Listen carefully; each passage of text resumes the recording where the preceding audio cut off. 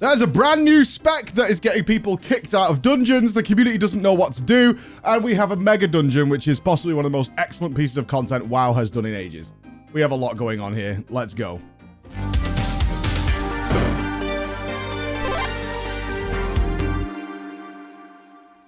Ladies and gentlemen, 10.1.5 is here, and I have been dying to look into this as I approached it very differently. And the last patch, I played all the PTR, I did all the story, I did everything before it came out to give you the usual preview.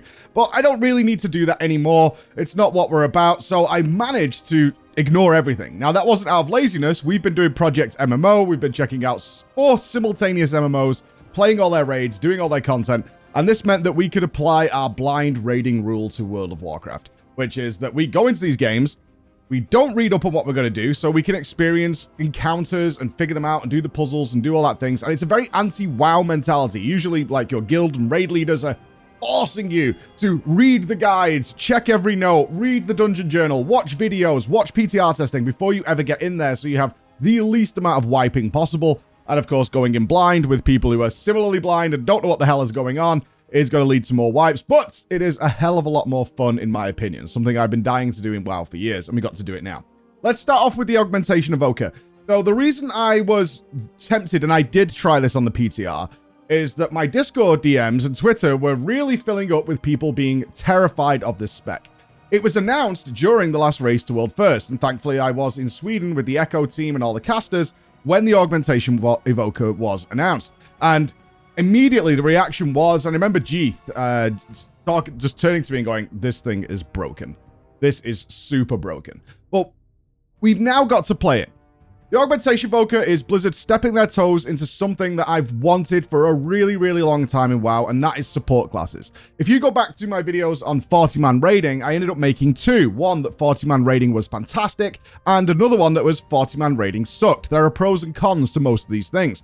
And one of the things that I considered a massive suck of 40-man raiding, or a massive positive, sorry, was that you could bring people who weren't bleeding edge DPSers chasing and trying to maximize their performance in every single way and risking life and limb in order to squeeze out that extra 1 or 2% DPS. Those guys exist. They were typically the Resto Shaman, who were Resto, but they would heavily spec into enhancement to make their groups better, although their healing would suffer. Their personal performance would drop in order to increase the performance of their teammates. They didn't have that killer instinct that a lot of players desire when it comes to a game that is so heavily focused on the results of a damage meter in terms of healing and all those kinds of things. And I miss those guys. Often they were really cool dudes. They were super fun people to be around who just didn't care about where their number was on the damage meter. They just liked being in the supportive role. And World of Warcraft has pushed those people away over the years. In fact, it's been a really long time since we've seen anything that was a supportive role. They tried it with Disc Priest a little bit, and then they backtracked on it and made it like just a pure healer. And now we're here with Augmentation Evoker. But it has some skills and abilities that people got really worried about. People saying we need a minimum of 3 of them. In Mythic raiding, they've just taken up all these raid spots. And that means that all the classes that don't bring some massive amount of buff to the raid group are just less and less spots are available to them compared to like mages bringing intellect and priests bringing fortitude, etc., etc. And this is really a bad thing. We now need to fill the raid with these Augmentation Evokers who are providing this damage buff and all those kinds of things. I played around with it. One, this spec is super fun. I really enjoyed playing it. What I was surprised by, though, is kind of how strictly rotational it is. In order to keep the Eben Might buff up, there's a kind of a very strict policy you've got to follow in order to make that happen. And that was something I was kind of hoping wouldn't be the case, where it might fall more into a Guild Wars 2 category of keeping boons up, because essentially Augmentation Evoker is a similar Guild Wars 2 style buff system of maintaining these temporary buffs on various characters and having to weave them into your rotation. But those characters still get to do a lot of damage alongside it. Now, Evoker gets to do that as well. It's just that their damage is added, and the game currently doesn't track that. We'll get to that. But it was kind of strict. You wanted to do certain setups, and what you can see when we look through the logs is this very rotational cycle that Augmentation has to go on in order to make sure that maximizing the uptime on this. That, I think, could have been led back a little bit, give people more leeway to actually make some more choices with spells and abilities they want to do in order to be a little bit more flexible. Yes, I'm here as a support class. That's great. but I don't want to be like strictly humanly focused on just maintaining certainly one buff. That would be cool. A little bit more flexibility is available. That will come with better gear, more mastery, more haste, and things like that. So perhaps over time we will see that develop. It was just my initial impressions of that. One thing I did notice, though, is that the certain spells, certainly the teleport that's available that ignores line of sight, situationally is going to be extremely interesting. And it's very low cooldown cheap death, which allows them to heal and heal other people. Might see some really interesting usage in raiding.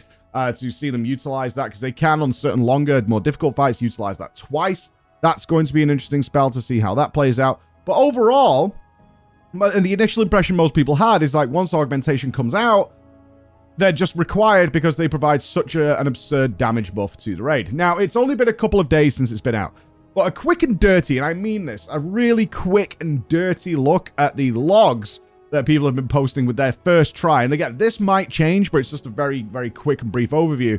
Shows that they're not dramatically changing the performance of the raid by having them and stacking them. And in fact, we're seeing, I'm having to base this essentially on kill times because yes, they definitely buff more people, right? They buff a certain amount of people. Ebon Might buffs like the 4 nearest allies. That's why people wanted to bring 3 to make sure all the DPS had this buff. And their DPS is relatively low compared to everyone else. Of course, they are absorbing the damage of everybody else. But what we're seeing is the overall picture of raid kill times by the same guilds not really change. So if you were getting like a 3.5 to 4 minute kill last week before Augmentation Evoker, you're still getting 3.5 to 4 minutes this week with the Augmentation Evokers. Now, that doesn't mean that they're just perfectly balanced by any means. People are going to do some learning, some more optimization is going to come in. But what it does mean is perhaps instead of being these like, well, these are mandatory classes, there's more flexibility in exactly how we want to utilize Augmentation Evokers when it comes into stricter Mythic Raid setups. And I think that's a really good thing. If they've managed to achieve that, that's 2 thumbs up for Blizzard. What they do provide, though, is potential for absolutely ludicrous bursts with their Breath of Eons. That was very clear. Breath of Eons allows anybody who has the Even Might buff to have that damage stored. So if you line it up with DPS cooldowns going in, so you drop your Breath of Eons on them, you give everybody Even Might, which means their damage is going to be cumulative into that Breath of Eons debuff, and you're lining up with their massive DPS cooldowns, they're going to do extraordinary amounts of damage. And we're already seeing that. You can see on the logs, the damage output that comes from an Augmentation Evoker within that window is ludicrously high. And over time, that's going to get better. So when it comes to the next raid tier of progress, what we might see is augmentations appear for certain moments when things just need to die because they can add a massive amount of burst damage to these windows via this Breath of Eons mechanic. So we'll see how that goes. Right now, it doesn't look like they're shifting the boat. They're not doing that. They're not sinking everything and like, okay, we can't play without Augmentation Evoker. It looks like Blizzard has been very careful to make sure that, yes, they have a presence. If they're there, that's a good thing. Being able to buff certain people is really good in certain scenarios. Good players will utilize Augmentation Evokers to the absolute maximum. What they're not going to do is like be ultra mandatory. But we'll see how that goes the next couple of weeks, and we'll come back to that when it's going. Now, there is, of course, the issue that Augmentation Evokers are running into, certainly in day 1 and 2, is that players are kicking them from dungeons because, frankly, it's not really their fault. A lot of the casual player base who does not read into every single detail of World of Warcraft has been bred and trained for over a decade now to really just give a shit about the damage meter. That's it. That is the end-all and be-all of performance. And even when it comes to logs, which have a more accurate representation of what Augmentation Evokers are doing, most people just look at damage done and their ranking. We've had this problem for years, is people have these interesting tools, but they don't really utilize them to their fullest. And frankly, damage is everything in this game. People only care about that. It's the main reason a lot of games like Final Fantasy XIV, etc., do not, by banning offense, include damage meters because they can't have really fun with what's going on. Now, this word of mouth will spread. The Augmentation Evokers who are running into this problem, I will tell you, it's not a case of just play with friends. The word will spread on what augmentation is about. It will happen. This has actually happened in the past. It happened with Resto Druids in the Burning Crusade, when Resto Druids were changed from being the healing touch spammers that they were in the original vanilla to the heal over time style with Tree Farm, where they couldn't even cast single target heals. People ditched them en masse. They thought they were garbage. Why would I want to slowly heal someone up when I could just straight up heal someone with healing touch? That makes no sense. And it took about a month or so before people and good players started utilizing them and showing what was happening, that everybody accepted them. And now, of course, we accept what Resto Druids do without a second thought. So I really wouldn't worry about it too much. Word of mouth will spread. The difficulty will come in with, is our Augmentation Evoker any good? That's a little bit more difficult to gauge, because that's going to manage things like buff uptime, utilization of Breath of Eons. And good Augmentation Evokers, for anybody who's looking into this, is going to want to be really paying attention to when DPS cooldowns are being popped, so you can really maximize the performance of your group. That's your job. If you're playing Augmentation, you're not just passively buffing people while being able to do low DPS. What you're supposed to be doing is making sure that the group that you are enhancing is getting their maximum output out. That's your job. Those are the bleeding edge DPSs. You're the support. You're supposed to enable them to do their massive damage. So that's what you're going to look for, and maybe I will look into doing like a brief guide on it, because it's a new spec. I'm kind of excited about it. I'm not retreading old water where, you know, you guys know I've done like a million guides on Prot Paladin.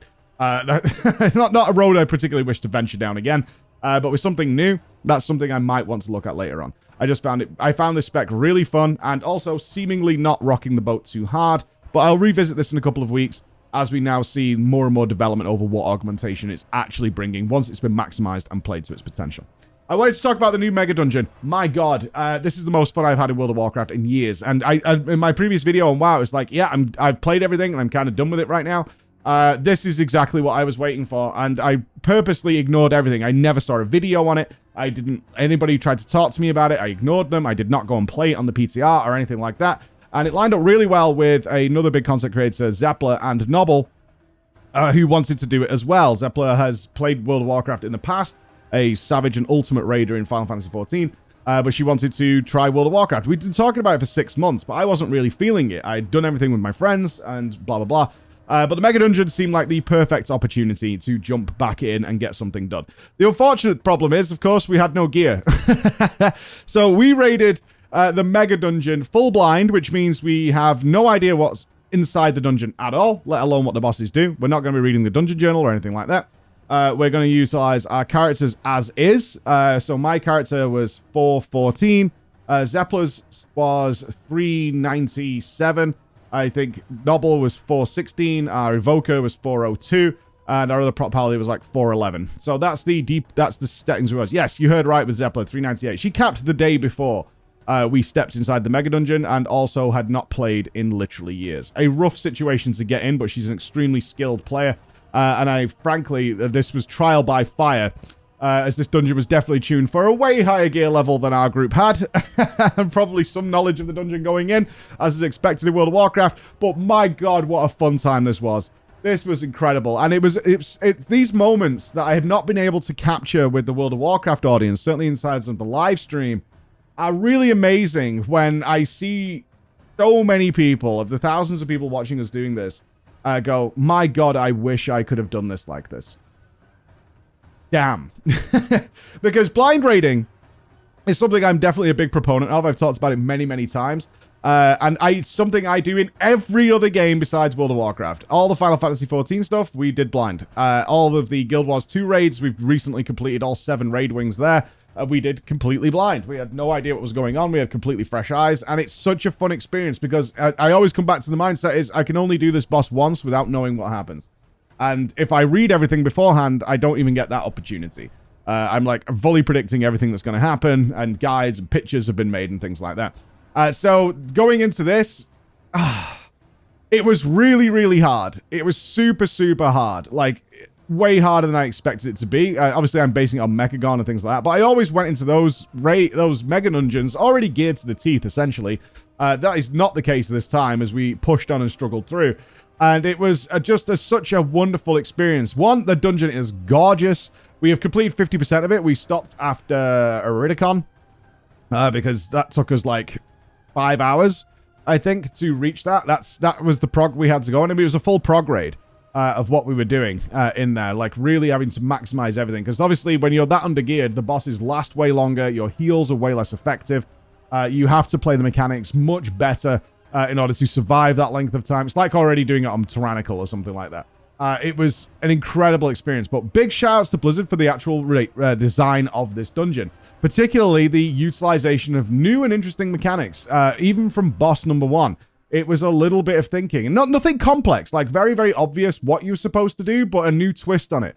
I really enjoyed this, and certainly the pace of these boss mechanics, really fast, which is... There was barely any let up in order to like, oh, okay, now we get like some DPS time or something like that. No, it was go, go, go from the very, very start. The only weak boss that was like, was the slime dragon monster. That was okay, but I did like the handling the corrosion mechanic.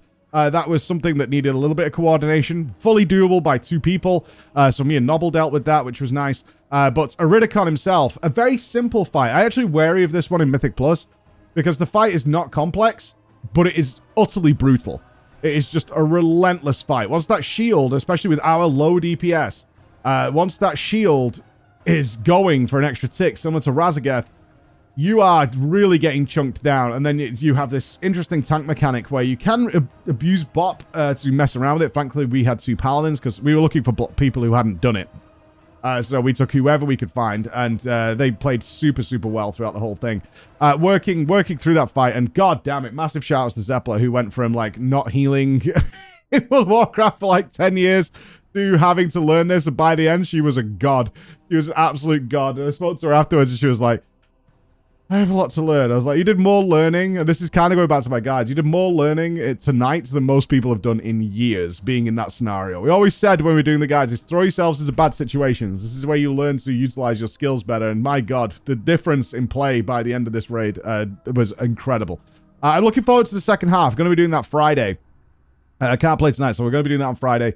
But so far, so impressive with what Blizzard has done in this dungeon. And I'm super excited because I have no idea what awaits us. I don't know what's coming next, but it's going to be super exciting. So I'll follow up with that then.